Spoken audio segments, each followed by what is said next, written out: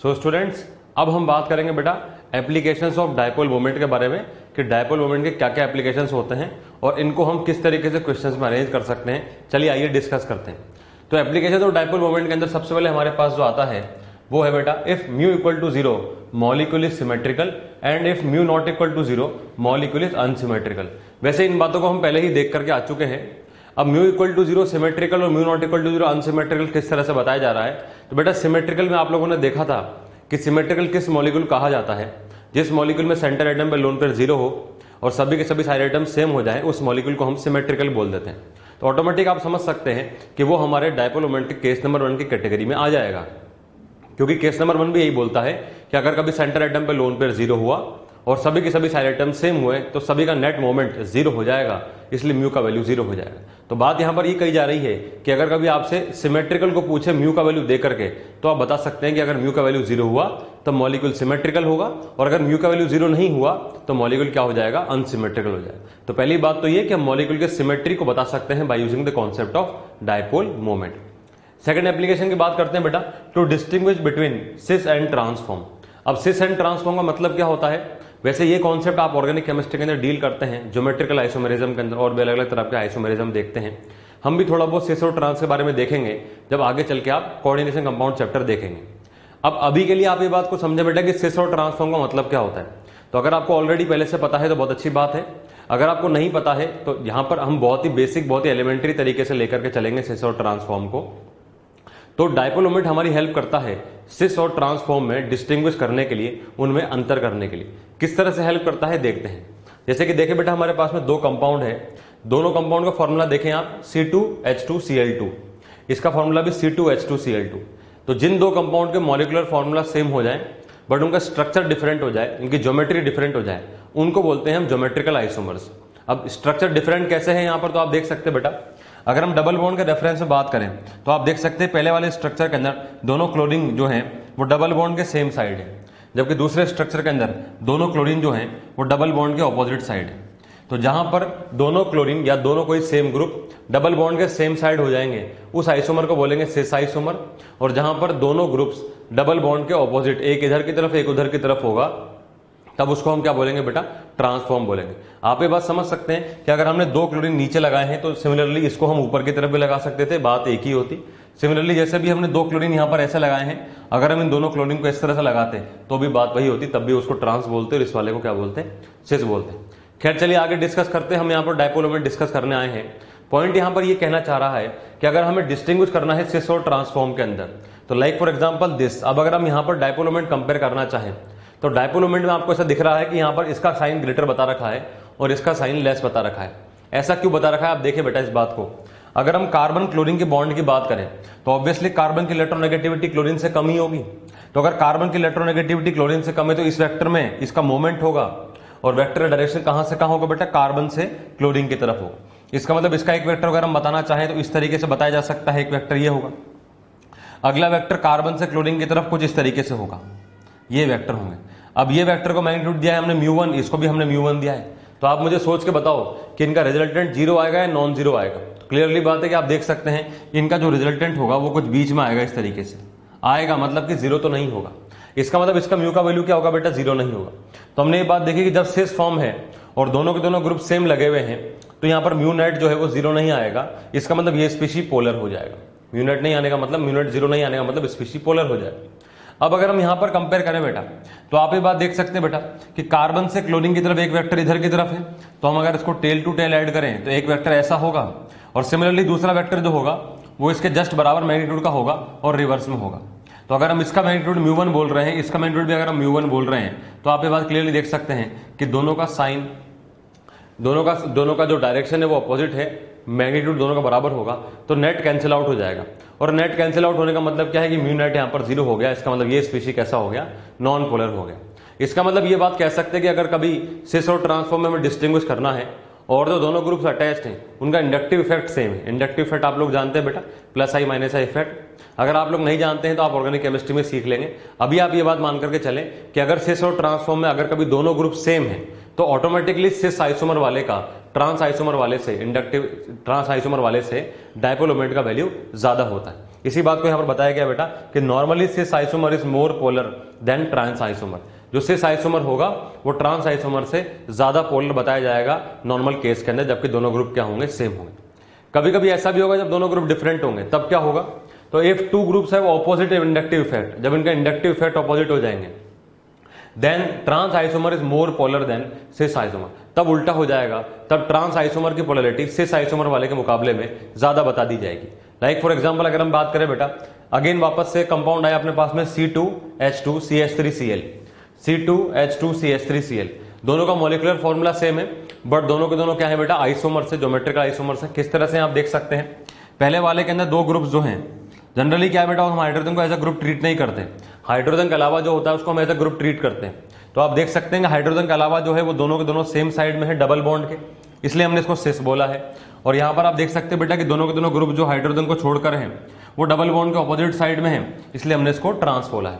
तो स्टेटमेंट ये कहना चाहता है कि अगर दोनों का इंडक्टिव इफेक्ट ऑपोजिट हुआ तब ट्रांस वाले का डायपोल मोमेंट सिस वाले कंपेरिजन में ज्यादा बता दिया जाएगा। अभी कैसे होता है आप देख सकते हैं बेटा, अगर हम यहां पर मोमेंट के बारे में बात करें तो CH3 और C, अब कई बच्चों के दिमाग में आएगा कि सर यहां पर आपने मोमेंट क्यों बता रखा है, डायरेक्शन बॉन्ड की तो कार्बन से कार्बन है, पर कार्बन में भी आप जानते हैं कि कार्बन हो गया या कोई भी एलिमेंट हो गया, उसकी जो हाइब्रिडाइजेशन स्टेट होता है उस पर भी उसका इलेक्ट्रोनेगेटिविटी डिपेंड करता है। आप ये बात देख सकते हैं कि ये जो CH3 है इसमें कार्बन जो लगा हुआ है वो sp3 हाइब्रिड है, ये वाला कार्बन जो होगा वो sp3 हाइब्रिड होगा, पर ये वाला कार्बन जो है वो sp2 हाइब्रिड है। और आपको ये बात भी पता है कि sp3 हाइब्रिड की इलेक्ट्रोनेगेटिविटी, sp3 कार्बन की इलेक्ट्रोनेगेटिविटी 2.5 होती है और sp2 कार्बन की इलेक्ट्रोनेगेटिविटी 2.75 होती है। तो इस वजह से ये ना सोचें कि कार्बन कार्बन लगा हुआ है तो वेक्टर नहीं होना चाहिए, वेक्टर हो सकता है क्योंकि दोनों का हाइब्रिडाइजेशन स्टेट डिफरेंट है। तो चलिए हमने यहां पर बात करी तो लेस EN से मोर EN की तरफ होगा, लेस EN से मोर EN की तरफ होगा, मतलब कि इस कार्बन से इस कार्बन की तरफ ये वेक्टर होगा, दूसरा वेक्टर कार्बन से क्लोरीन की तरफ होगा। तो अगर हम इसको समझाना चाहें तो ऐसे बता सकते हैं बेटा कि एक वेक्टर तो अपना इधर से इधर की तरफ मिल गया, एक वेक्टर अपन को इधर से इधर की तरफ मिल गया, क्लियरली इनके बीच में एंगल कुछ ना कुछ थीटा होगा। अब की बार दोनों वेक्टर बराबर नहीं होंगे, तो हमने क्या करा बेटा, इसको μ1 वेक्टर बोल दिया और इसको हमने क्या बोल दिया बेटा, μ2 वेक्टर बोल दिया। नेचुरल सी बात है कि इसका रिजल्टेंट कुछ ना कुछ बीच में आएगा, तो जो म्यू नेट होगा वो कुछ इस तरीके से आएगा जो कि जीरो तो नहीं होगा, और जीरो नहीं होगा इसका मतलब क्या है, इसका मतलब ये कि ये स्पेशीज पोलर होगा। अगर हम इसका कंपेरिजन इससे करते हैं तो यहां पर भी आप देख सकते हैं बेटा कि एक वेक्टर अपना इधर की तरफ होगा और दूसरा वेक्टर भी अपना इधर की तरफ होगा। तो जब कोई ऐसे वेक्टर आ जाते हैं तो बेटा इसको हम पैरेलल वेक्टर बोलते हैं, और पैरेलल वेक्टर के अंदर आप देख सकते हैं कि जब इसको ऐड करेंगे तो रिजल्टेंट जो होगा वो दोनों का सिंपली एडिशन बता दिया जाएगा, दोनों का एडिशन बता दिया जाएगा, क्योंकि यहाँ पर अब थीटा का वैल्यू क्या है, जीरो। और ये बात आपको पता है कि म्यू जो होता है वो थीटा के इनवर्सली प्रोपोर्शनल होता है, जिसका थीटा का वैल्यू कम होता है उसका म्यू का वैल्यू ज्यादा होगा। अब आप यहाँ देख सकते हैं कि बेटा यहाँ पर थीटा कुछ ना कुछ तो होगा, पर यहाँ पर अगर आप थीटा कंपेयर करें तो यहाँ पर थीटा का वैल्यू क्या आएगा, 0 डिग्री, दोनों वेक्टर के बीच में एंगल 0 डिग्री होगा। नेचुरल सी बात है कि जहां पर 0 डिग्री होगा वहां पर नेट एडिशन हो जाएगा, तो यहाँ जो म्यू नेट होगा वो μ1 प्लस μ2 डायरेक्टली बता दिया जाएगा, पर यहाँ पर वो μ1 प्लस μ2 नहीं होगा, उससे थोड़ा कम होगा। इसलिए आप ये बात देख सकते हैं कि जब दोनों ग्रुप का इंडक्टिव इफेक्ट सेम नहीं हुआ तब आप ये बात देख सकते हैं कि जो सिस आइसोमर है उसका डायपोल मोमेंट ट्रांस वाले मुकाबले में कम हो। इस तरीके से डायपोल मोमेंट हमें हेल्प कर सकता है सिस और ट्रांस को डिस्टिंग्विश करने में। अगर हमें डायपोल मोमेंट का वैल्यू दिया हुआ है और अगर दोनों ग्रुप सेम बताए गए हैं तो हम क्लियरली बता देंगे कि सिस वाले का डायपोल मोमेंट ट्रांस वाले से ज्यादा ही होगा। पर अगर हमें डायपोल मोमेंट दिया हुआ है और हमें ग्रुप्स भी दिए हुए जिनका इंडक्टिव इफेक्ट ऑपोजिट है, तब हम क्या बता देंगे कि ट्रांस वाला आइसोमर का डायपोल मोमेंट सिस वाले कंपैरिजन में ज्यादा होगा। तो इस तरीके से सिस और ट्रांस को बताया जा सकता है, इनमें डिस्टिंग्विश करा जा सकता है on the basis of dipole moment.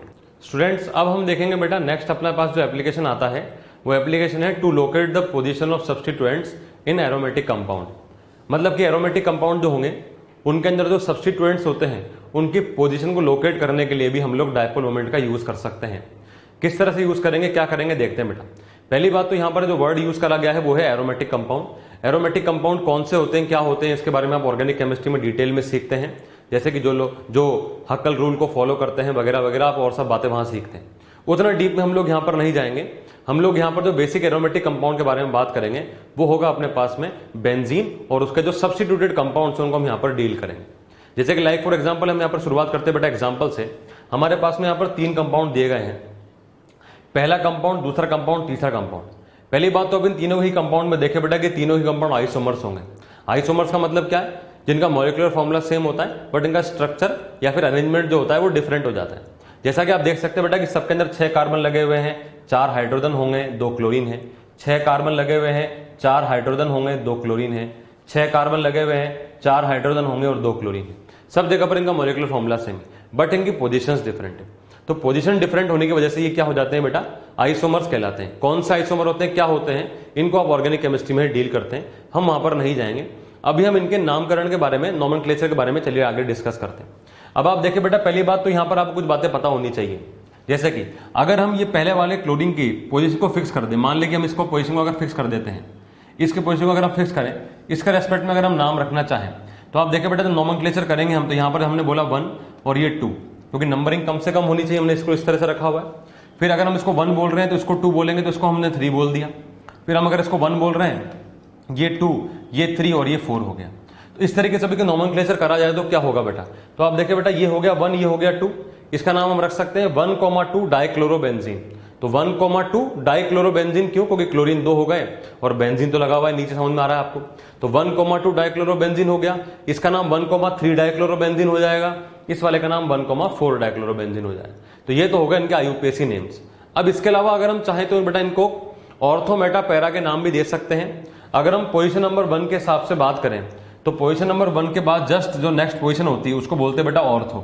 तो ये क्लोरीन जहां लगा हुआ है 2, अगर हम इसको इधर रखते तो ये भी ऑर्थो होता।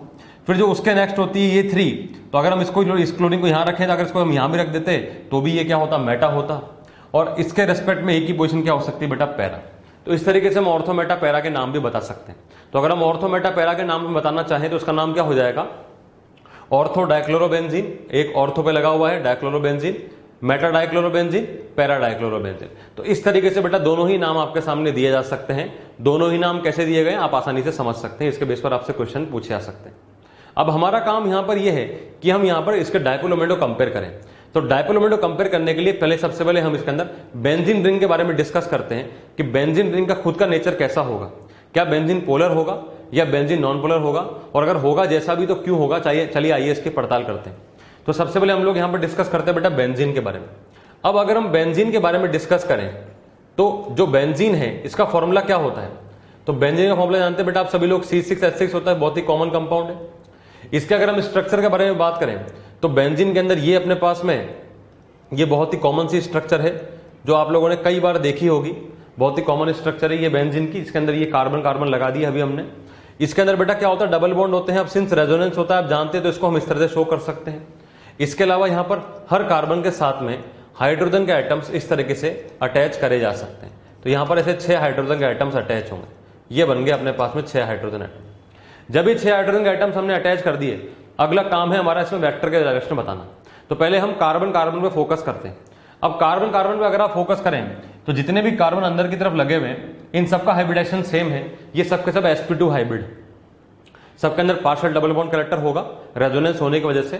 तो सबके अंदर s कैरेक्टर बराबर हो जाएगा, इसका मतलब सबकी इलेक्ट्रोनेगेटिविटी भी बराबर हो जाएगी।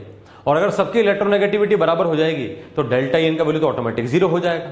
और डेल्टा इन का वैल्यू 0 होने का मतलब कुछ वेक्टर बचेगा ही नहीं। इसका मतलब अंदर के जो रिंग की बात कर रहे हैं हम, कार्बन कार्बन के बीच में बात करें तो यहां पर कोई मोमेंट नहीं होगा, यहां कोई वेक्टर नहीं बताया जा सकता, क्योंकि सभी के लिए इलेक्ट्रोनेगेटिविटी का वैल्यू सेम होने की वजह से डेल्टा इन 0 आ चुका है। सारे कार्बन कार्बन के बॉन्ड नॉन पोलर बता दिए गए हैं। अब बात आई है हाइड्रोजन और कार्बन के बॉन्ड की। तो नेचुरल सी बात है कि हाइड्रोजन की इलेक्ट्रोनेगेटिविटी तो sp2 हाइब्रिड कार्बन से कम ही होगी। अगर हमने डायरेक्शन बताना चाहें, डायरेक्शन क्या होगी? डायरेक्शन होगी बेटा H से C की तरफ, इसकी इलेक्ट्रोनेगेटिविटी कम है, H से C की तरफ डायरेक्शन होगी, ये H से C की तरफ डायरेक्शन होगी, ये H से C की तरफ डायरेक्शन होगी, ये H से C की तरफ डायरेक्शन होगी, और ये एक H से C की तरफ डायरेक्शन होगी। मतलब यहां पर H और C के बीच में वेक्टर तो हो सकता है। अब हमारा काम तो ये है कि हम नेट वेक्टर के बारे में बताएं। तो नेट वेक्टर की कैलकुलेशन करते टाइम आप ये बात देख सकते हैं बेटा कि जो ये ऊपर वाला वेक्टर है इसके जस्ट ऑपोजिट है नीचे वाला वेक्टर है। तो ऊपर और नीचे वाले वेक्टर आपस में कैंसिल आउट हो जाएंगे क्योंकि दोनों का मैग्नीट्यूड सेम है बट डायरेक्शन ऑपोजिट है। सिमिलरली आप देख सकते हैं कि ये वाला वेक्टर जो है इस वाले वेक्टर को ये वाला वेक्टर कैंसिल आउट कर देगा क्योंकि दोनों का मैग्नीट्यूड सेम है बट डायरेक्शन ऑपोजिट है। और इस वाले वेक्टर को ये वाला वेक्टर कैंसिल आउट कर देगा क्योंकि दोनों का मैग्नीट्यूड सेम है बट डायरेक्शन ऑपोजिट है। तो कहने का मतलब यहां पर ये हुआ कि सभी के सभी CH बॉन्ड जो होंगे उनका नेट वेक्टर जो होगा, नेट सम जो आएगा वो भी क्या आ जाएगा, 0 आ जाएगा। कार्बन कार्बन का भी 0 आ गया और HC बॉन्ड का नेट वेक्टर भी 0 आ गया। इसका मतलब इसमें कुछ वेक्टर बचा ही नहीं। तो ये बात कही जा सकती है कि इसके लिए जो नेट वेक्टर होगा, म्यू नेट का वैल्यू होगा, वो क्या हो जाएगा बेटा, 0 हो जाएगा। और जिस स्पीशी के लिए, जिस मॉलिक्यूल के लिए net vector, net dipole moment 0 हो जाता है, उस स्पीशी को हम लोग क्या बोल सकते हैं, उसको हम लोग नॉन पोलर स्पीशी बोल सकते हैं। तो कहने का मतलब यहां पर यह हो गया कि यह बात प्रूव हो चुकी है कि बेंजीन कैसा कंपाउंड होगा। अब एक बेंजीन एक नॉन पोलर कंपाउंड होगा, इसलिए हम बेंजीन को as a non polar solvent भी यूज करते हैं। आप कई सारी केमिस्ट्री में रिएक्शंस देखेंगे जहां पर बेंजीन को as a non polar solvent use करा जाता है। तो क्यों करा जाता है, बेंजीन नॉन पोलर क्यों होता है, आज आपको ये बात समझ में यहां पर आ गई होगी। अब इस बेंजीन को उठा करके हम यहां पर अप्लाई करके देखते हैं।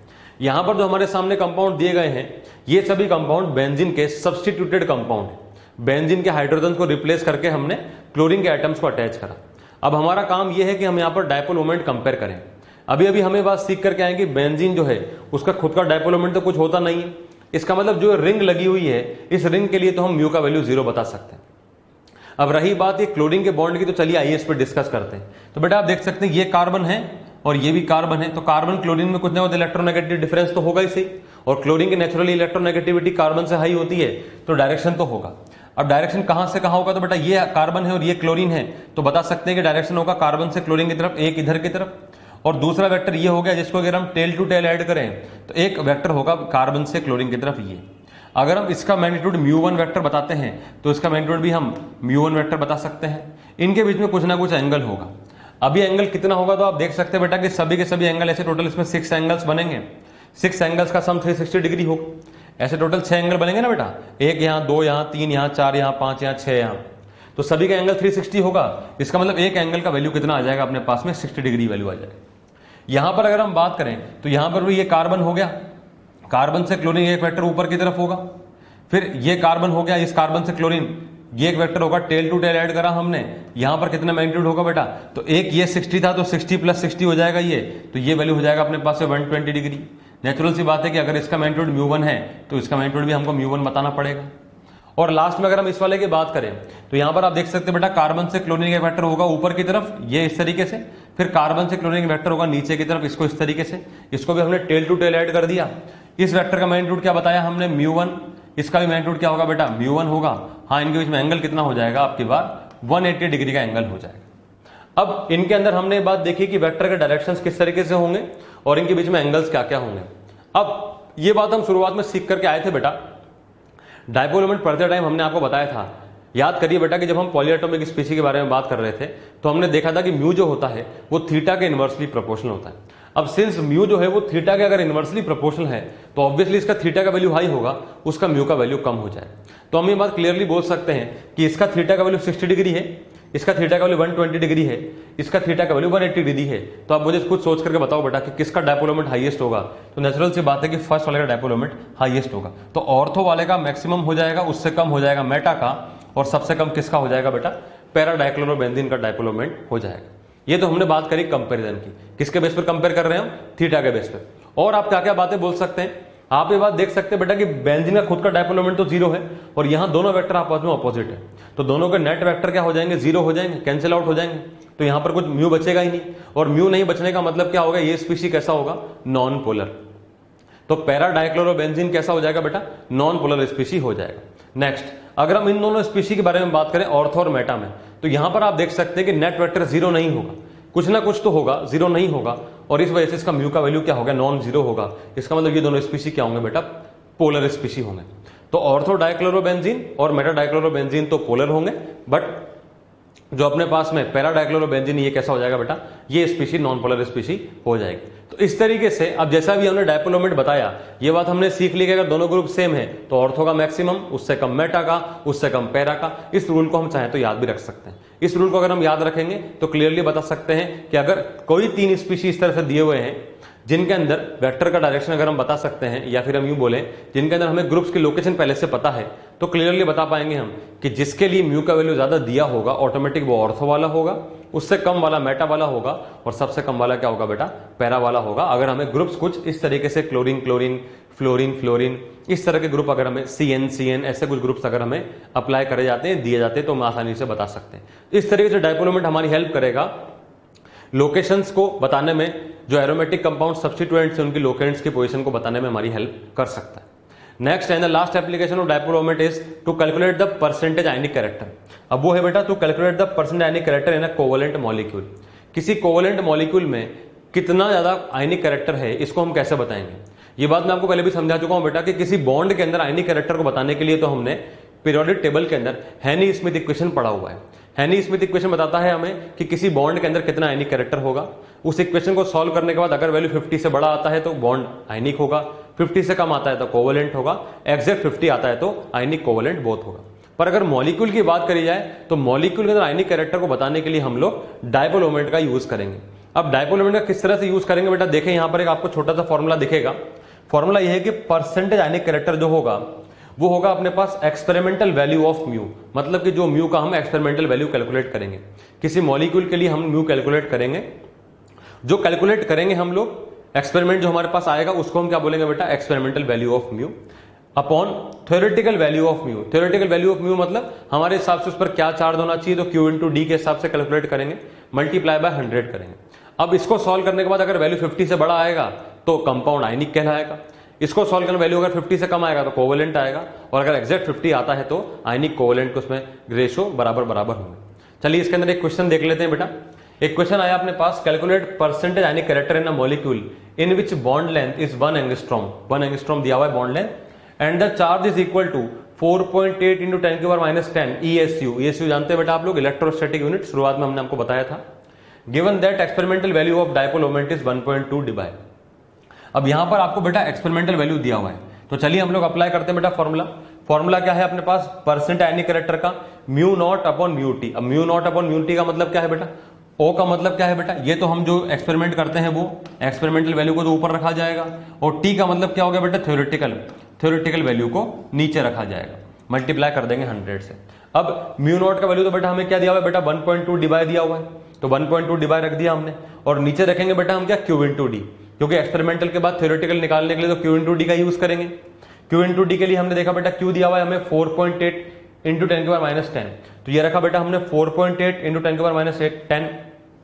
डी हमें दिया हुआ है बेटा कितना, 1 एंगस्ट्रॉम, कन्वर्ट कर लिया बेटा हमने इसको सेंटीमीटर के अंदर, तो 1 इंटू 10⁻⁸ हो गया।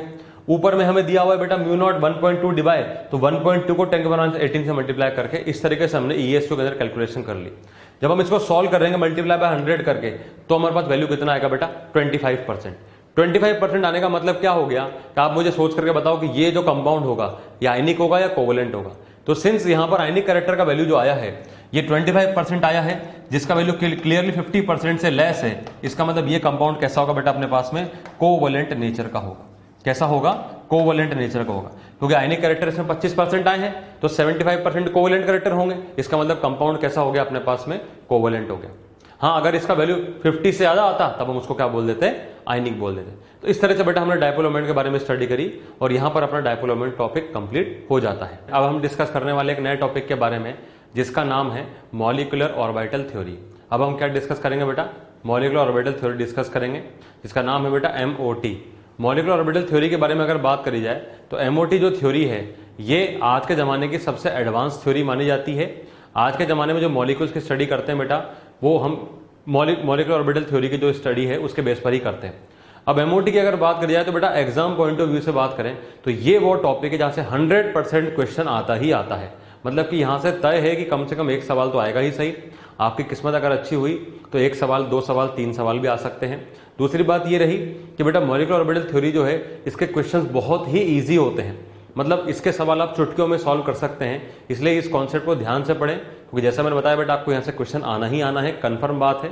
तो बहुत ही इजी कॉन्सेप्ट है। अब एक कॉन्सेप्ट क्या है, क्यों आया, इसके बारे में हम डिस्कस करते हैं बेटा।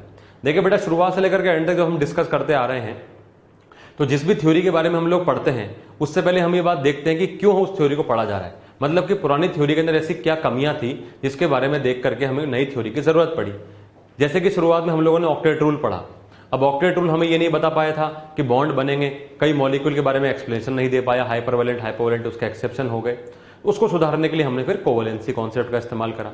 फिर कोवैलेंसी कॉन्सेप्ट ने ये तो बताया कि कितने बॉन्ड बनेंगे और कितने नहीं बनेंगे, पर वो ये नहीं बता पाया कि कौन सा बॉन्ड स्ट्रांग होगा, कौन सा बॉन्ड वीक होगा। उसको समझाने के लिए हमारे पास फिर वीबीटी आया। फिर वीबीटी जो था, वीबीटी की थ्योरी के अकॉर्डिंग हमारे पास अधिकतर डायटोमिक मॉलिक्यूल के एक्सप्लेनेशन आ रहे थे, पर पॉलीएटॉमिक मॉलिक्यूल के एक्सप्लेनेशन हमारे पास नहीं आ पा रहे थे। तब जाकर हमें जरूरत पड़ी कॉन्सेप्ट ऑफ हाइब्रिडाइजेशन की। फिर हमने हाइब्रिडाइजेशन कॉन्सेप्ट को पढ़ा। फिर हाइब्रिडाइजेशन कॉन्सेप्ट में भी हमने ये बात सीखी कि जरूरी नहीं है कि अगर सभी स्पीशी का जिनका हाइब्रिडाइजेशन सेम है तो उनके सभी बॉन्ड पैरामीटर सेम हो। उसके अंदर फिर हमने थोड़ा सुधार किया। किस थ्योरी से बेटा? VSEPR थ्योरी से। अब जब हमने यहां पर वैलेंस बॉन्ड थ्योरी पढ़ ली और वैलेंस बॉन्ड थ्योरी के बेस पर हाइब्रिडाइजेशन वगैरह कॉन्सेप्ट सीख लिया, उसके बाद हमारे पास में अधिकतर चीजें सॉर्ट आउट हो गई। पर अभी भी जैसे जैसे चीजों की आगे डिस्कवरी होती चली गई, आगे हमें कुछ ऐसी नई चीजें पता पड़ी जो कि वीबीटी के हिसाब से गलत साबित होती है। मतलब कि एक्सपेरिमेंट जो हमने किया वो कुछ और बात बोलता है थ्योरी के हिसाब से। अब जो हमने एक्सपेरिमेंट किया उसको हम झुठला तो सकते हैं नहीं। इसका मतलब वीबीटी के अंदर कुछ कमियां थी, तो वो कमियां क्या थी और उन कमियों को सुधारने के लिए क्या नई थ्योरी आई, बस इसी नई थ्योरी का नाम क्या है बेटा? एमओटी। तो सबसे पहले हम लोग यहाँ बात करते हैं बेटा कि what were the drawbacks of VBT. VBT के ड्रॉबैक्स क्या थे? सबसे पहला ड्रॉबैक जो यहां पर था वो ये बता बेटा, it could not explain the magnetic behaviour of some diatomic species. मतलब ये हुआ कि एक्चुअली में अगर बात करी जाए, एक मॉलिक्यूल है बेटा, बहुत ही फेमस मॉलिक्यूल, O2 मॉलिक्यूल। अगर हम O2 मॉलिक्यूल के बारे में बात करें तो O2 मॉलिक्यूल की अगर स्ट्रक्चर हम देखें वीबीटी के हिसाब से, वीबीटी बोलता है कि ऑक्सीजन ऑक्सीजन के अंदर डबल बॉन्ड है, बिल्कुल सही बात है। यहां पर इलेक्ट्रॉन जो होंगे वो पेयर्ड होंगे।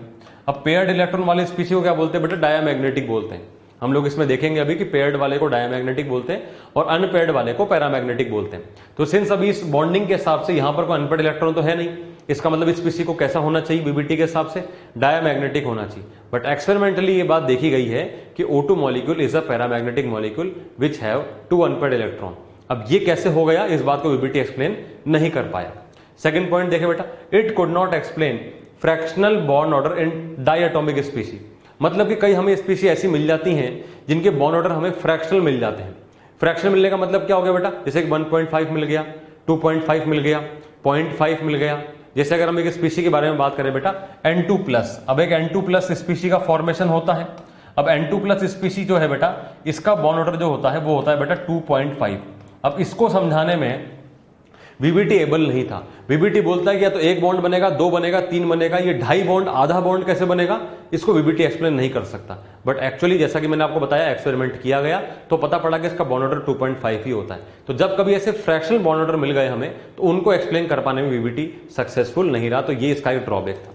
नेक्स्ट बात अगर हम करें बेटा, it could not explain existence और non existence of some diatomic species. मतलब कि बहुत सारे डायटोमिक स्पीशी ऐसी थी जिनके एग्जिस्टेंस के बारे में ये कुछ कमेंट नहीं कर पाया। जैसे कि बात करें बेटा, एक स्पीशी था अपने पास में Li2।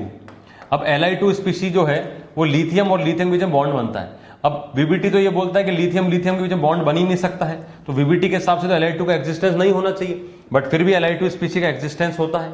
तो ये कैसे होता है? तो इन सब बातों को वीबीटी एक्सप्लेन नहीं कर पाया। कहने का मतलब ये था कि जैसे जैसे हम आगे पढ़ाई करते चले गए, जैसे चीजों की डिस्कवरी होती चली गई, हमको ऐसा लगने लग गया कि वीबीटी के अंदर कुछ ड्रॉबैक्स थे।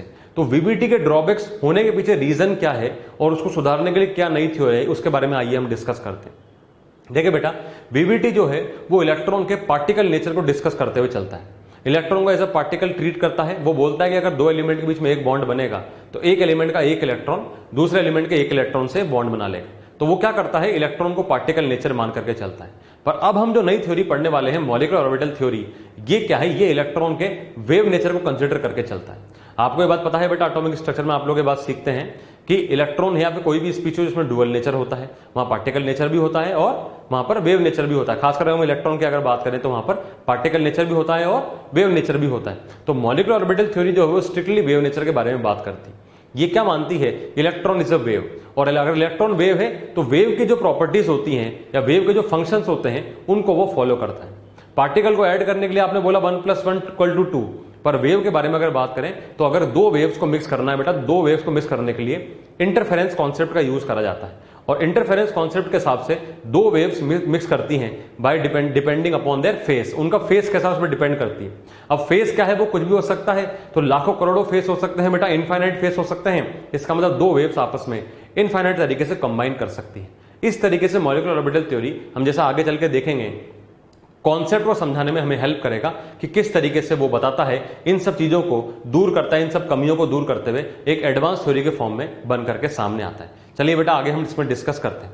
नेक्स्ट डिस्कस करते हैं what are the important postulates of MOT, कुछ इंपॉर्टेंट बातें एमओटी जो बातें रखता है वो क्या क्या बातें, चलिए आइए डिस्कस करते हैं बेटा। First point, as electrons of an atom are present in its atomic orbitals, similarly electrons of a molecular present in its molecular orbitals. मतलब ये बात बोलता है कि दो एटम जो है, अगर मान लीजिए कोई इलेक्ट्रॉन है, किसी एटम में अगर वो इलेक्ट्रॉन है तो बेटा वो कहां होगा, उसका एटॉमिक ऑर्बिटल में होगा। और सिमिलरली अगर कोई मॉलिक्यूल बनता है तो उसके इलेक्ट्रॉन्स कहां होंगे, उसके मॉलिक्यूलर ऑर्बिटल्स में होंगे। तो उसने एक नया वर्ड कॉइन करा जिसका नाम था मॉलिक्यूलर ऑर्बिटल। अब से एक नया वर्ड भी चलेगा बेटा आपके पास, का नाम क्या है, मॉलिक्यूलर ऑर्बिटल। तो एमओटी के हिसाब से इलेक्ट्रॉन किसी मॉलिक्यूल में कहां प्रेजेंट होते हैं, उसके मॉलिक्यूलर ऑर्बिटल्स में प्रेजेंट होते हैं। नेक्स्ट पॉइंट देखिए बेटा, when two atoms combine through covalent bond then their atomic orbitals of same energy and same symmetry get combined and molecular orbitals are formed। मतलब इन्होंने बोला कि जब भी कभी कोई दो एटम मिलकर के किसी स्पीशी का फॉर्मेशन करेंगे, तो जब कभी किसी स्पीशी का फॉर्मेशन करेंगे तो एटम ए और एटम बी अगर बॉन्ड बना रहे हैं तो एटम ए के एटॉमिक ऑर्बिटल और एटम बी के एटॉमिक ऑर्बिटल जिनका एनर्जी लेवल अप्रोक्सीमेटली सिमिलर हुआ, सिमेट्रिकल हुआ, वो मिक्स हो जाएंगे। और जब ए बी मॉलिक्यूल बनेगा तो ए बी मॉलिक्यूल के अंदर अब एटॉमिक ऑर्बिटल खत्म हो जाएंगे और कुछ नए मॉलिक्यूलर ऑर्बिटल्स का फॉर्मेशन होगा। इसी बात को उन्होंने यहां पर बोला कि क्या बनेंगे बेटा, molecular orbitals are formed, molecular orbital बन जाएंगे। नेक्स्ट बात क्या बोली बेटा, the number of molecular orbitals is equal to number of combining atomic orbital since total energy is conserved. इस कॉन्सेप्ट को तो हम लोग हाइब्रिडेशन में भी देख करके आए थे कि एनर्जी कंजर्वेशन लॉ क्या बोलता है, एनर्जी के neither be created nor be destroyed. उसी कॉन्सेप्ट को यहां पर अप्लाई करेंगे कि जितने एटॉमिक ऑर्बिटल शुरुआत में थे उतने ही नए मॉलिक्यूलर ऑर्बिटल्स को फॉर्मेशन करना होगा। इसका मतलब जितने एटॉमिक ऑर्बिटल पहले थे एक्जैक्टली उतने ही नंबर में क्या बन जाएंगे बेटा हमारे पास, मॉलिक्यूलर ऑर्बिटल, जिनको कि हम MO के नाम से भी रिप्रेजेंट कर सकते हैं। नेक्स्ट बात करें बेटा, on the basis of combination of wave function, जैसा मैंने बताया बेटा आपको एमओटी जो है वो वेव पर बेस्ड है, of electrons present in the atomic orbitals two type of molecular orbitals are form. मतलब बात यहां पर ये है कि जब भी कभी हम दो एटॉमिक ऑर्बिटल के, दो इलेक्ट्रॉन के, दो वेव फंक्शन के बारे में बात करेंगे तो वेव के कॉम्बिनेशन के ऊपर डिपेंड करेगा कि किस तरीके से मॉलिक्यूलर ऑर्बिटल बनते हैं। और इस कॉन्सेप्ट को बोलते हैं बेटा हम LCAO, linear combination of atomic orbital. अब अगर हम वेव्स के इंटरफेरेंस के बारे में बात करें बेटा, तो दो वेव जब इंटरफेयर करेंगी तो बहुत सारे फेज में कर सकती है, पर हम यहां पर जनरली दो फेज लेकर के चलेंगे। एक बार जब दोनों का फेज सेम होगा, जब उनके बीच में एंगल 0 डिग्री होगा, उसको बोलेंगे हम कंस्ट्रक्टिव इंटरफेरेंस। दूसरा जब उनका फेज ऑपोजिट होगा, जब उनके बीच में एंगल 180 डिग्री का होगा, उसको बोलेंगे हम डिस्ट्रक्टिव इंटरफेरेंस। तो बात यहां पर यह है कि linear combination of atomic orbital LCAO के हिसाब से अगर बात करी जाए तो यहां पर जब कॉम्बिनेशन होगा वेव फंक्शन का, किसका, एटॉमिक ऑर्बिटल का, तब हमारे पास में दो तरीके के मॉलिक्यूलर ऑर्बिटल्स बनेंगे। अब वो दो तरीके के कौन कौन से होंगे, उनके नाम क्या क्या होते हैं देखते बेटा। पहला होगा बॉन्डिंग मॉलिक्यूलर ऑर्बिटल, जिसको कि हम शॉर्ट फॉर्म में रिप्रेजेंट करेंगे BMO से। आगे चल के हम बेटा बार बार BMO वर्ड ही यूज करेंगे। तो BMO वर्ड का मतलब क्या है, बॉन्डिंग मॉलिक्यूलर ऑर्बिटल। और दूसरा होगा अपने पास में anti bonding molecular orbital ABMO। तो दो तरीके के मॉलिक्यूलर ऑर्बिटल बनेंगे हमारे पास में, एक बनेगा BMO, एक बनेगा ABMO। BMO का मतलब क्या है, बॉन्डिंग मॉलिक्यूलर ऑर्बिटल। ABMO का मतलब क्या है, एंटी बॉन्डिंग मॉलिक्यूलर ऑर्बिटल। तो जब कभी कोई दो एटॉमिक ऑर्बिटल कंबाइन करेंगे उससे हमारे पास में दो मॉलिक्यूलर ऑर्बिटल्स बनेंगे। एक का नाम होगा BMO, एक का नाम होगा ABMO। अब BMO और ABMO का मतलब क्या होता है, इनके अंदर क्या क्या मेन बातें हैं, इसको हम आगे चलकर डिस्कस करते हैं। अभी आप ये बात देखें बेटा कि BMO वर्ड का मतलब क्या है, बॉन्डिंग मॉलिक्यूलर ऑर्बिटल। मतलब क्या है, ये बॉन्डिंग को सपोज करेगा, बॉन्डिंग को प्रमोट करेगा, मतलब ये चाहता है कि बॉन्ड बनेगा। जब कभी इलेक्ट्रॉन बॉन्डिंग मॉलिक्यूलर ऑर्बिटल में एंटर करेगा, इसकी वजह से बॉन्डिंग स्ट्रेंथन होगी, बॉन्डिंग स्ट्रॉन्ग हो जाएगी। वहीं पर दूसरा जो हमारे पास में है वो है एंटी बॉन्डिंग मॉलिक्यूलर ऑर्बिटल, जिसको भी हम ABMO नाम से रिप्रेजेंट कर रहे हैं। नाम से समझ सकते हैं बेटा ये एंटी है। एंटी होने का मतलब क्या है, ये बॉन्ड को तोड़ने का काम करेगा। तो एंटी बॉन्डिंग मॉलिक्यूलर ऑर्बिटल जो होगा वो BMO का एकदम रिवर्स होगा। जब कभी इलेक्ट्रॉन ABMO में एंट्री करेगा तब वो क्या करेगा, बॉन्ड को तोड़ने की कोशिश करेगा, स्पीशीज को लेस स्टेबल करने की कोशिश करेगा, उसकी स्टेबिलिटी को डिक्रीज करने की कोशिश करेगा।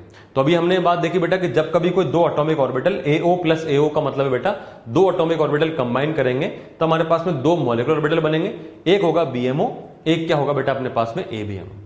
चलिए बेटा नेक्स्ट डिस्कस करते हैं हम what is the comparison between BMO bonding molecular orbital and ABMO anti bonding molecular orbital. अब यहां पर बेटा आपके पास में एक छोटे से चार्ट के फॉर्म में बताया जा रहा है, एक टेबुलर फॉर्म में बताया जा रहा है। इसको पहले आप समझें, इधर लेफ्ट हैंड साइड की तरफ है हमारे पास BMO, राइट हैंड साइड की तरफ है बेटा हमारे पास में ABMO। पहली मेन बातें क्या है इनको डिस्कस करते हैं। BMO is a result of combinations of atomic orbitals when their wave function are in same phase।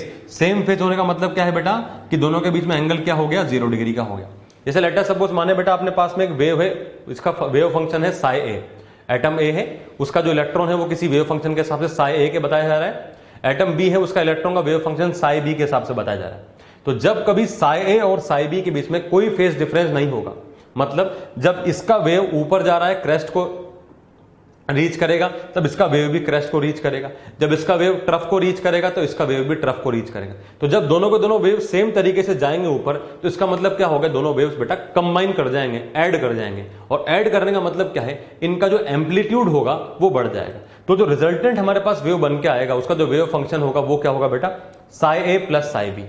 तो जब भी कभी ऐसा होगा कि दो वेव फंक्शन सेम फेज में होंगे, उनके कॉम्बिनेशन से जो नया मॉलिक्यूलर ऑर्बिटल तैयार होगा उसका नाम होगा बॉन्डिंग मॉलिक्यूलर ऑर्बिटल, BMO उसका नाम दिया जाएगा, जिसका वेव फंक्शन हम psi a plus psi b के नाम से बता सकते हैं। इसका ठीक उल्टा बेटा यहां पर होगा, ABMO is result of combination of atomic orbital when their wave function are in opposite phase. Opposite phase के होने का मतलब क्या हो गया कि जब एक वेव का क्रेस्ट रीच होगा तब दूसरी वेव का ट्रफ रीच होगा, जब पहली वेव का ट्रफ रीच होगा तो दूसरी वेव का क्रेस्ट रीच होगा, मतलब कि दोनों के वेव फंक्शन क्या है बेटा, ऑपोजिट है। अब सिंस आप समझ सकते हैं बेटा कि जब एक वेव ऊपर जा रही है दूसरी वेव नीचे जा रही है तो जो रिजल्टेंट होगा वो उनका कैंसिल आउट होगा। जब रिजल्टेंट इनका कैंसिल आउट होगा तो यहां पर रिजल्टेंट जो बनकर के आ रहा है वो बेटा आएगा psi a minus psi b, जिसका आप समझ सकते हैं कि एम्पलीट्यूड जो है वो दोनों से ही घट करके कम हो गया। तो एम्पलीट्यूड यहां पर घट करके कम क्यों हो रहा है, इसके पीछे रीजन क्या है, इसके पीछे रीजन ये है कि यहां पर दोनों के वेव फंक्शन के जो फेज है वो ऑपोजिट है। तो जब इनके बीच में फेज ऑपोजिट होगा तब क्या होगा, तब वेव फंक्शन जो होगा वो डिक्रीज हो जाएगा। नेक्स्ट बात करते हैं बेटा, electron density increases between two nucleus result in attraction between two atom. मतलब क्या है बेटा इस बात का देखें कि जब दोनों वेव फंक्शन के फेज सेम हो गए तब हमारे पास में due to constructive interference, wave के कॉम्बिनेशन को बोलते हैं बेटा इंटरफेरेंस, इसको बोलेंगे हम कंस्ट्रक्टिव इंटरफेरेंस। जब दोनों के फेज सेम हुए तो कंस्ट्रक्टिव इंटरफेरेंस की वजह से क्या हो गया, इलेक्ट्रॉन डेंसिटी बढ़ गई। भाई अगर एम्पलीट्यूड बढ़ गया मतलब कि वेवलेंथ बढ़ गई, उसकी एम्पलीट्यूड बढ़ गया मतलब उसकी, अब बोल सकते हैं कि वहां पर इलेक्ट्रॉन डेंसिटी बढ़ गई। इलेक्ट्रॉन डेंसिटी बढ़ने का मतलब क्या हो गया, यह बात कही जा सकती है कि यहां पर जो इलेक्ट्रॉन होगा वो बॉन्डिंग को अब सपोर्ट करेगा, क्योंकि दो एटम के बीच में इलेक्ट्रॉन बढ़ गया, इसका मतलब क्या है कि वहां पर इलेक्ट्रॉन बॉन्डिंग को सपोर्ट करेगा। तो यही बात यहां पर कही गई है कि resultant attraction between the two atom, दो एटम के बीच में अट्रैक्शन को बढ़ाएगा। जबकि अगर हम यहां पर बात करें तो electron density decreases between two nucleus resultant repulsion between the two atom. बात यहां पर क्या है कि सिंस जब कॉम्बिनेशन हुआ तो दोनों के फेज ऑपोजिट हो गए, फेज ऑपोजिट हो गए तो नेट वेव फंक्शन क्या हुआ, कम बन करके आया। इसका मतलब दो एटम के बीच में इलेक्ट्रॉन डेंसिटी घट गई, और इलेक्ट्रॉन डेंसिटी घट गई इसका मतलब क्या हो गया, अट्रैक्शन कम हो गया। अट्रैक्शन कम होने का मतलब क्या हो जाएगा बेटा, बॉन्ड जो होगा वो टूटने की तरफ बढ़ेगा। BMO की वजह से क्या होगा, बॉन्ड बनने की तरफ बढ़ेगा, और ABMO की तरफ से जो बॉन्ड होगा वो बॉन्ड टूटने की तरफ आगे बढ़ेगा। नेक्स्ट बात क्या है बेटा, energy of BMO is less so it is more stable. Obviously we can say that BMO के केस के अंदर दो एटम के बीच में इलेक्ट्रॉन आ रहे हैं, दो एटम के बीच इलेक्ट्रॉन आने का मतलब क्या है कि वहां पर सिस्टम एनर्जी रिलीज करेगा, क्यों, क्योंकि वहां पर अट्रैक्शन हुआ, और जब जब सिस्टम एनर्जी रिलीज करता है तब तब सिस्टम अपनी स्टेबिलिटी को इंक्रीज करता है। इसका मतलब इसका एनर्जी लेवल लो होगा, BMO का एनर्जी लेवल लो होगा। जबकि ABMO की अगर बात करें हम तो ABMO के अंदर क्या बेटा, energy of ABMO is less so it is less stable. Now why it's energy is less, आप समझ सकते हैं बेटा क्यों, क्योंकि दोनों एटम के इलेक्ट्रॉन कम हो गया, इलेक्ट्रॉन कम हो गया, अट्रैक्शन कम हो गया, अट्रैक्शन कम होने का मतलब सिस्टम की स्टेबिलिटी कम होगी, और जब सिस्टम की स्टेबिलिटी घटती है तो उसका एनर्जी लेवल अप होता है। अगर एनर्जी लेवल अप होगा तो बोल सकते हैं कि ABMO का एनर्जी लेवल हायर होगा as compare to BMO। BMO का एनर्जी लेवल लो होगा क्योंकि वो स्टेबिलिटी की तरफ है, ABMO का एनर्जी लेवल हाई होगा क्योंकि वो अनस्टेबिलिटी की तरफ जा रहा है। नेक्स्ट बात करें बेटा, electron placed in BMO stabilise the molecule. Common sense की बात है बेटा, जब इलेक्ट्रॉन BMO में जाएगा तब वो मॉलिक्यूल को स्टेबलाइज करेगा, और electron placed in ABMO destabilise the molecule. जब इलेक्ट्रॉन ABMO में एंट्री लेगा तब वो मॉलिक्यूल को डीस्टेबलाइज करने की कोशिश करेगा। तो बात यहां पर बीएमओ और एबीएमओ की चल रही है बेटा। बीएमओ एबीएमओ हम आसानी से कंपेयर करके बता सकते हैं कि जब जब इलेक्ट्रॉन बीएमओ में जाएगा वहां पर कंस्ट्रक्टिव इंटरफेरेंस होने की वजह से, इलेक्ट्रॉन डेंसिटी के बढ़ने की वजह से बॉन्डिंग को सपोर्ट करा जाएगा। पर जब जब इलेक्ट्रॉन एबीएमओ में जाएगा वहां पर डिस्ट्रक्टिव इंटरफेरेंस होने की वजह से, दोनों वेव फंक्शन में ऑपोजिट फेज होने की वजह से इलेक्ट्रॉन डेंसिटी घट जाएगी, जिसकी वजह से सिस्टम की स्टेबिलिटी घट जाएगी, तो वहां पर एनर्जी लेवल अप हो जाएगा। तो बीएमओ का एनर्जी लेवल लो होता है और एबीएमओ का एनर्जी लेवल अप होता है। इस तरीके से बेटा ये बात करी जा सकती है। जो बातें अभी हमने डिस्कस करी इनको एग्जाम में क्वेश्चन के फॉर्म में, एक स्टेटमेंट वाले क्वेश्चन के फॉर्म में या कोई लैंग्वेज वाले क्वेश्चन के फॉर्म में फ्रेम करके आपको दिया जा सकता है। इसलिए इन कॉन्सेप्ट को आप ध्यान से देख करके चलें। नेक्स्ट बात करें बेटा अब हम किस तरह से एक्सप्लेन करा जाएगा हमारे पास में। बेटा हम एक छोटा सा डायग्राम देख रहे हैं। इस डायग्राम से आपको सारी बातें क्लियर हो जाएंगी कि मैं क्या बातें आपको बताना चाह रहा था। देखें आप, हम यहाँ देखिए बेटा, सबसे पहले हमारे पास में क्या है, दो वेव फंक्शन है।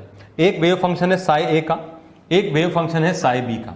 अकॉर्डिंग टू एमओटी जब एटम ए और एटम बी कंबाइन करके एक मॉलिक्यूल ए बी का फॉर्मेशन करेंगे तो एटम ए और एटम बी के एटॉमिक ऑर्बिटल के जो वेव फंक्शन है इसका साई ए और साई बी कंबाइन करेंगे। नेचुरल सी बात है कि इसमें भी इलेक्ट्रॉन होगा और इसमें भी इलेक्ट्रॉन होगा। तो इलेक्ट्रॉन इलेक्ट्रॉन कॉम्बिनेशन से क्या बनेंगे बेटा, कुछ नए मॉलिक्यूलर ऑर्बिटल बनेंगे। एटॉमिक ऑर्बिटल कॉम्बिनेशन से क्या होगा, कुछ नए मॉलिक्यूलर ऑर्बिटल एमओ का फॉर्मेशन होगा। ये जो एमओ का फॉर्मेशन होगा इसके अंदर एक तो बीएमओ होगा, एक एबीएमओ होगा। अभी अभी हम सीख के आएंगे बीएमओ का एनर्जी लेवल कम होता है। तो यहां पर हमने बताया बेटा कि bonding orbital lower energy than that of atomic orbital, क्योंकि यहां पर साई जो होगा वो psi A plus psi B होगा। जबकि यहां पर एंटी बॉन्डिंग ऑर्बिटल बनेगा जिसका higher energy than that of atomic orbital, क्योंकि ये psi A minus psi B होगा। तो जब साई ए और साई बी का कॉम्बिनेशन हुआ तब हमारे पास में एक तो बनेगा बेटा Sai A plus psi B और एक बनेगा Sai A minus psi B. तो ये बेटा जो दो नए मॉलिक्यूलर ऑर्बिटल बने इनके नाम क्या होंगे, तो राइट नाउ जो नाम यहां पर बता रहे हैं वो नाम होगा सिग्मा और सिग्मा स्टार। वैसे देखा जाए तो बेटा स्टार नहीं होता है, इसको हम एस्ट्रिस्क बोलते हैं। जैसे आप सिंबल समझ सकते हैं बेटा, सिंबल ऐसा सिग्मा के ऊपर ये एस्ट्रिस्क सिंबल होता है, पर एस्ट्रिस्क को बोलने में हमें थोड़ी तकलीफ होती है। तो बार बार हम क्या करेंगे, इसको स्टार नाम से रिप्रेजेंट कर देंगे। एक्चुअल में होता है एस्ट्रिस्क ही है, पर एस्ट्रिस्क ना बोलते हम लोग क्या बोलेंगे, इसको स्टार बोलेंगे। तो जब यहां पर कॉम्बिनेशन हुआ तो सिग्मा और सिग्मा स्टार बना। सिग्मा का मतलब बीएमओ, सिग्मा स्टार का मतलब एबीएमओ। कभी कभी पाई भी बनेगा, हम पाई के बारे में आगे डिस्कस करेंगे। तो जब कभी पाई बनेगा तो एक बनेगा पाई बीएमओ, एक बनेगा पाई स्टार एबीएमओ। अब अगर 1s और 1s में कॉम्बिनेशन हुआ तो sigma 1s sigma star 1s बनेगा। अगर 2p और 2p में हुआ, मान लीजिए अगर x और y की बात करें हम, अगर पाई बन रहा है तो पाई 2px पाई 2py बनेगा। तो सिमिलरली पाई स्टार 2px और पाई स्टार 2py भी बन सकता है। इस तरीके से हम यहां पर एनर्जी लेवल के बारे में बात कर सकते हैं। अच्छा, एनर्जी लेवल के बारे में अगर बात करें तो देख सकते हैं बेटा कि इंक्रीजिंग एनर्जी होगा। एनर्जी लेवल यहां नीचे से ऊपर की तरफ बढ़ेगा। दोनों एटॉमिक ऑर्बिटल से कम एनर्जी होगा बीएमओ का, क्योंकि वो बॉन्ड बना रहा है, सिस्टम की स्टेबिलिटी बढ़ा रहा है। दोनों एटॉमिक ऑर्बिटल से हायर एनर्जी लेवल होगा एबीएमओ का, क्योंकि वो सिस्टम की स्टेबिलिटी को घटा रहा है। इस तरीके से हम यहां पर एनर्जी के रेस्पेक्ट में भी कंपेयर कर सकते हैं। तो बेटा इसको क्या बोलते हैं हम, molecular orbital diagram of a molecule. किसी मॉलिक्यूल के अंदर जो एमओ डायग्राम होगा, मॉलिक्यूलर ऑर्बिटल डायग्राम होगा, उसको इस तरह से रिप्रेजेंट करते हैं। ये तो बात हुई एक सिंगल स्पीशी के हिसाब से, एक एक एटॉमिक ऑर्बिटल के हिसाब से अलग अलग एटॉमिक ऑर्बिटल आएंगे, किस किस तरीके से कॉम्बिनेशन होगा आगे चल के हम इसको डिस्कस करते हैं। नेक्स्ट देखें बेटा, representation of different molecular orbital. अलग अलग मॉलिक्यूलर ऑर्बिटल को हम किस तरह से रिप्रेजेंट करेंगे एमओटी में, चलिए आइए इसके बारे में डिस्कस करते हैं। सबसे पहले देखें बेटा हम, let Z axis is assume to be inter nuclear axis. इसको हम INA इंटर न्यूक्लियर एक्सिस बोल सकते हैं। एक्चुअली में बात यहां पर यह है बेटा कि जो एनसीईआरटी कन्वेंशन मान करके चलता है हम भी उसी कन्वेंशन को मान करके चलेंगे। एनसीईआरटी के अंदर ये दिया हुआ है कि हम जेड एक्सिस को इंटर न्यूक्लियर एक्सिस मान करके चलें। स्टैंडर्ड बुक्स भी जेड एक्सिस को इंटर न्यूक्लियर एक्सिस मान करके चलते हैं। तो हम भी उसी बात को फॉलो करते हैं। हम क्या मान लेते हैं बेटा कि जेड एक्सिस को इंटर न्यूक्लियर एक्सिस मान लिया जाएगा। अब ये बात आपको पता है कि जेड एक्सिस अगर इंटर न्यूक्लियर एक्सिस है तो जब कभी बॉन्ड इंटर न्यूक्लियर एक्सिस में बनता है तब वो बॉन्ड सिग्मा बॉन्ड कहलाता है। ये बात आप पुरानी बात सीख करके आ चुके हैं। उस कॉन्सेप्ट को भी हम यहां पर अप्लाई करेंगे, बस इस लाइन को आप ध्यान रख के चलें। तो अब अगर हम जेड एक्सिस को इंटर न्यूक्लियर एक्सिस अज्यूम करके चलते हैं तब क्या होगा, तो सबसे पहले हम 1s कॉम्बिनेशन को देखेंगे। अब 1s कॉम्बिनेशन को देखने का मतलब क्या है बेटा, पहले आप इस बात को समझें। एक 1s का ऑर्बिटल दूसरे 1s का ऑर्बिटल से कंबाइन करेगा। एक 1s का ऑर्बिटल दूसरे 1s का ऑर्बिटल से कंबाइन करेगा। 1s और 1s को आप क्या मानकर चलेंगे, एक वेव मान करके चलेंगे। क्या मान करके चलेंगे बेटा, वेव मान करके चलेंगे। वेव मानने का मतलब क्या है, वेव को आप दो तरीके से मिक्स कर सकते हैं। जब दोनों वेव के फेज सेम होंगे तब क्या होगा, तब यहां पर एडिशन होगा। जब दोनों वेव के फेज ऑपोजिट होंगे तब क्या होगा बेटा, सबट्रैक्शन होगा। अब फेज सेम होना ऑपोजिट होने का मतलब क्या है बेटा, देखें कभी कभी आपको ऐसा डायग्राम यहां पर देखने को मिल सकता है, आपको ऐसा डायग्राम देखने को मिलेगा बेटा कि ये प्लस हो गया, इसके साथ में ये प्लस हो गया। अब पहली बात तो इसका मतलब क्या है, जब भी कभी आपको एमओटी में ऐसे डायग्राम दिखेंगे तो बीच वाले प्लस या माइनस को कभी भी आप प्रोटॉन या इलेक्ट्रॉन से मिला करके ना देखें। वो ना तो प्रोटॉन है ना वो इलेक्ट्रॉन है, वो सिर्फ और सिर्फ उसकी डायरेक्शन को सिंबलाइज करना चाह रहा है। पॉजिटिव को बाय डिफॉल्ट हम लोग एक्सिस के ऊपर मान के चलते हैं, नेगेटिव को बाय डिफॉल्ट हम लोग नीचे मान करके चलते हैं। तो बात यहां पर यह है कि जो मैंने बीच में पॉजिटिव पॉजिटिव लिखा है सर्कल्स के अंदर, ये एटॉमिक ऑर्बिटल के इलेक्ट्रॉन डेंसिटी का जो डायरेक्शन है उसको बता रहा है कि दोनों के वेव जो है वो पॉजिटिव पॉजिटिव है। बिल्कुल सेम टू सेम डायग्राम हम बताना चाहें तो बेटा इसी डायग्राम को हम माइनस माइनस से भी रिप्रेजेंट कर सकते हैं। तो बेटा चाहे प्लस प्लस लिखें या माइनस माइनस लिखें, दोनों का मतलब सेम ही माना जाएगा। और वो मतलब क्या होगा, मतलब ये होगा कि दोनों के फेज जो होंगे वो सेम होंगे। प्लस प्लस का मतलब क्या है, दोनों ऊपर की तरफ जा रहे हैं, माइनस माइनस का मतलब क्या है, दोनों नीचे की तरफ जा रहे हैं। तो जब दोनों इस तरीके से होंगे तो नेचुरल सी बात है कि फेज सेम होगा तो ऐड हो जाएगा, तब यहां पर होगा एडिशन वाला फिनोमेना। तो जब एक वनएस दूसरे वनएस से कॉम्बिनेशन करेगा तब बेटा बनेगा यहां पर एडिशन की वजह से क्या बनेगा बेटा, बीएमओ, जिसका नाम क्या होगा, सिग्मा वनएस। नाम क्या होगा बेटा, सिग्मा वनएस।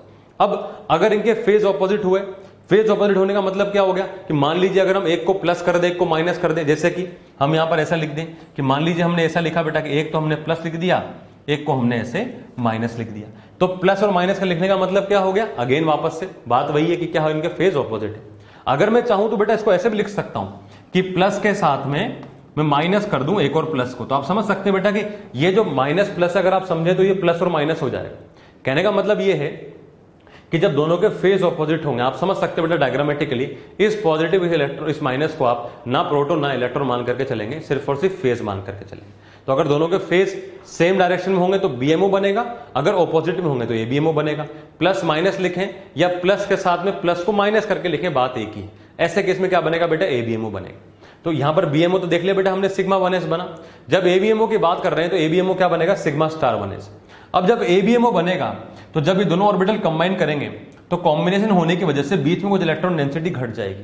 तो बीच में आपको एक ऐसा प्लेन मिलेगा जहां पर इलेक्ट्रॉन डेंसिटी के पाए जाने की प्रोबेबिलिटी जीरो हो जाएगी। तो एक ऐसा प्लेन जहां पर इलेक्ट्रॉन के पाए जाने की प्रोबेबिलिटी जीरो हो जाती है उसको क्या बोलते हैं बेटा, नोडल प्लेन। इसका मतलब सिग्मा स्टार वनएस ऑर्बिटल के अंदर, सिग्मा स्टार वनएस ऑर्बिटल जो होगा हमारे पास, ये बेटा बीएमओ नहीं है, एबीएमओ है। ये एबीएमओ ऑर्बिटल है। तो यहां पर क्या होगा बेटा, सिग्मा स्टार वनएस ऑर्बिटल जो है इसके अंदर हमारे पास में एक नोडल प्लेन होगा। तो सिग्मा वनएस में कोई नोडल प्लेन नहीं होगा, इलेक्ट्रॉन डेंसिटी सिर्फ सिर्फ जुड़ जाएगी। जबकि सिग्मा स्टार वनएस के अंदर एक नोडल प्लेन होगा, इसको हम ABMO, anti bonding molecular orbital के नाम से रिप्रेजेंट कर सकते हैं। नेक्स्ट बात करें बेटा 2s और 2s। अब आप ये बात समझ सकते हैं कि जैसा 1s और 1s था बिल्कुल सेम टू सेम 2s और 2s बनेगा, क्योंकि s स्फेरिकल होता है। तो चाहे वो 1s का हो चाहे 2s का हो, सेम तरीके से कंबाइन करेगा, बस साइज बढ़ जाएगा। तो जैसा ऐसा 1s 1s का कॉम्बिनेशन हुआ था, 1s 1s में आपने देखा था बेटा सिग्मा 1s बना, सिग्मा स्टार 1s बना। Same to same 2s 2s के अंदर सिग्मा 2s बनेगा और सिग्मा स्टार 2s बनेगा। सिग्मा 2s के बारे में अगर हम कहना चाहें तो इसका डायग्राम बिल्कुल सेम टू सेम बनेगा, ये बनेगा, कोई नोडल प्लेन नहीं होगा। और सिग्मा स्टार 2s की अगर बात करें तो यहां पर बीच में एक नोडल प्लेन मिल जाएगा आपको, ये प्लस होगा ये माइनस होगा, एक नोडल प्लेन यहां पर भी होगा। तो डायग्राम तो बिल्कुल सेम टू सेम बनेगा, पर आप समझ सकते हैं कि नाम बदल जाएगा क्योंकि अब की बार 2s इंक्लूड हो रहा है इस तरीके से। नेक्स्ट बात करें बेटा हम 2p और 2p कॉम्बिनेशन के। अब अभी हम देख करके आए थे, हम z एक्सिस को INA इंटरन्यूक्लियर एक्सिस मान करके चलेंगे। इसका मतलब जो ऑर्बिटल z एक्सिस पर होगा वो सिग्मा बॉन्ड का फॉर्मेशन करेगा। इसी कॉन्सेप्ट को MOT भी यहां पर फॉलो करता है। तो अगर हम 2pz कॉम्बिनेशन लेकर के चलें तो बेटा जब 2pz कॉम्बिनेशन होगा तब कॉम्बिनेशन कुछ इस तरीके से होगा, एक 2pz दूसरे 2pz से कंबाइन करेगा।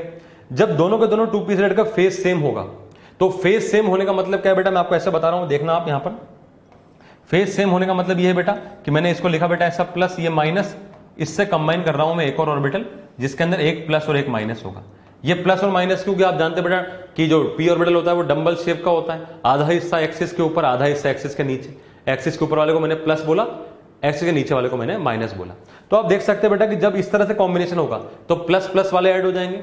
अगर मैं चाहता तो मैं इसको घुमा करके उल्टा भी लिख सकता था, मैं इसको बेटा ऐसा भी लिख सकता था। कैसा, देखना बेटा, मैं अगर प्लस को यहां लिखूं माइनस को यहां लिखूं और इसमें मैं ऐड कर दूं ये माइनस वाला इधर और ये प्लस वाला इधर, तब भी बात सेम ही होगी क्योंकि तब भी माइनस माइनस वाले ही ऐड होकर के एडिशन ही देंगे। तो माइनस माइनस को फिर से वही बात, इलेक्ट्रॉन ना समझे, प्लस प्लस को प्रोटॉन ना समझे, सिर्फ डायरेक्शन को लेकर के चलें। माइनस माइनस भी सेम डायरेक्शन में होंगे, प्लस प्लस भी सेम डायरेक्शन में होंगे, तो एडिशन ही होगा। जब एडिशन होगा तो डायग्राम कुछ इस तरीके से बनेगा बेटा। इस डायग्राम के अंदर ऑर्बिटल जो बना उसका नाम है सिग्मा 2pz, जिसको कि हम BMO बॉन्डिंग मॉलिक्यूलर ऑर्बिटल बोलेंगे। अब अगर इनका फेज ऑपोजिट हुआ तो बेटा फेज ऑपोजिट आप खुद ब खुद समझ सकते हैं क्या होगा। मैं आपको एक डायग्राम बताता हूं बेटा, यहाँ पर बना करके क्या होगा, किस तरीके से होगा। आप देखिए बेटा, एक प्लस हो गया, ये माइनस हो गया, इसमें कॉम्बिनेशन करेंगे हम किसका, एक प्लस और एक माइनस का, ये प्लस हो गया माइनस हो गया। तो बेटा आप देखिए कि जब कंबाइन करेंगे तो ये माइनस से प्लस कंबाइन करेगा ना, तो कुछ इसका पोर्शन कटेगा, कुछ इसका पोर्शन सब्ट्रैक्ट होगा। बीच में एक ऐसा प्लेन आएगा जहां पर इलेक्ट्रॉन डेंसिटी के पाए जाने की प्रोबेबिलिटी 0 हो जाएगी, इलेक्ट्रॉन पाए जाने की प्रोबेबिलिटी 0, उसको क्या बोलेंगे हम, नोडल प्लेन। और इस ऑर्बिटल का नाम क्या होता है बेटा, सिग्मा स्टार 2pz। तो सिग्मा स्टार 2pz तो ABMO हो गया, और सिग्मा 2pz क्या हो गया बेटा, BMO हो गया। तो 2pz से क्या बनेंगे बेटा, दो बनेंगे, एक बनेगा सिग्मा 2pz BMO, एक बनेगा sigma star 2pz ABMO। Next बात करते हैं बेटा अब हम 2px कॉम्बिनेशन को। 2px कॉम्बिनेशन बोले या फिर 2py कॉम्बिनेशन बोले, दोनों को हम एक ही बात मान करके चलेंगे, क्योंकि इंटरन्यूक्लियर एक्सिस तो z हो चुका है। तो अगर z हो चुका है तो सिग्मा तो z का लॉन्ग बनेगा, तो अब वो 2px हो तो पाई बनाएंगे, 2py तो भी क्या बनेंगे बेटा, पाई ही बनाएंगे। अब अगर हम बेटा यहां पर देखें 2px का, आप चाहो तो यहाँ 2py लिख सकते हो, जैसा मैंने बताया आपको। 2px में जब इलेक्ट्रॉन का एडिशन कर रहे हैं आप, वेव फंक्शन एडिट कर रहे हैं, जब ऐड करेंगे तो क्या होगा, तो ऐड करने में दोनों का फेस सेम हो गया बेटा। दोनों के फेस सेम को मैं कुछ इस तरह से एक्सप्लेन कर रहा हूं बेटा, देखना, ये एक प्लस हो गया, ये माइनस हो गया, ये कंबाइन करके दूसरे के साथ बेटा एक प्लस हो गया, माइनस हो गया। अब अगर आप इन दोनों को मिलाते हैं तो क्या होगा बेटा, प्लस प्लस वाले मिल जाएंगे, माइनस माइनस वाले मिल जाएंगे, पर बीच में अभी भी इलेक्ट्रॉन डेंसिटी 0 है। तो बेटा देखो, प्लस प्लस वाले मिल गए, माइनस माइनस वाले मिल गए, नाम क्या होगा बेटा इसका, पाई 2pz।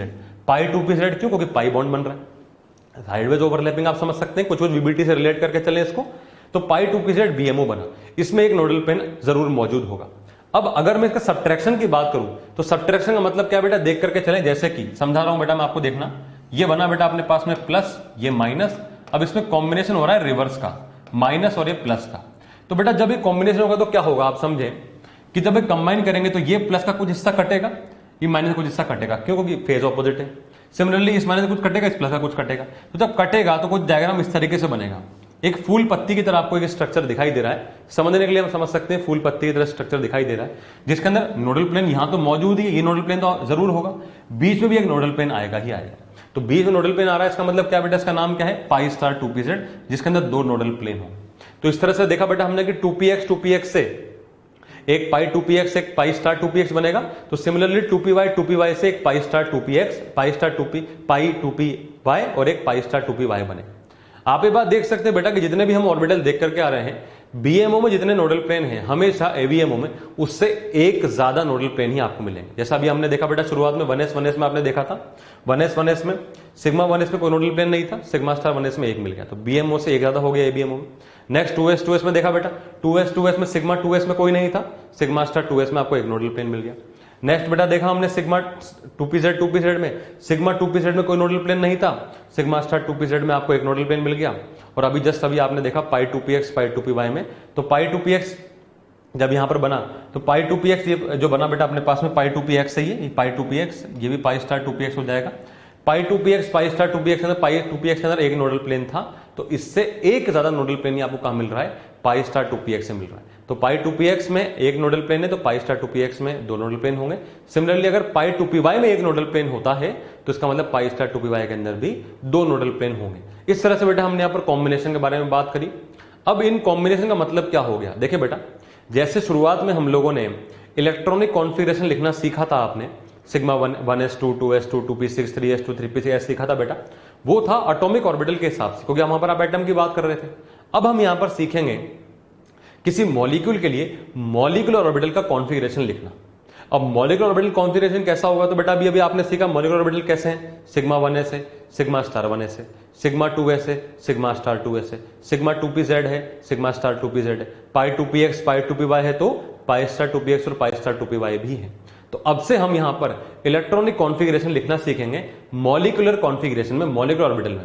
मतलब कि इलेक्ट्रॉनिक कॉन्फ़िगरेशन किसी मॉलिक्यूल के लिए कैसे लिखी जाएगी, इस बात को MOT एक्सप्लेन करता है, जहां पर हम MO का यूज करके उसमें इलेक्ट्रॉन को फिल करके MO डायग्राम के हिसाब से MO कॉन्फ़िगरेशन लिखना स्टार्ट करें। चलिए देखते हैं बेटा, ये देखा बेटा हमने पाई 2py सिमिलरली बता सकते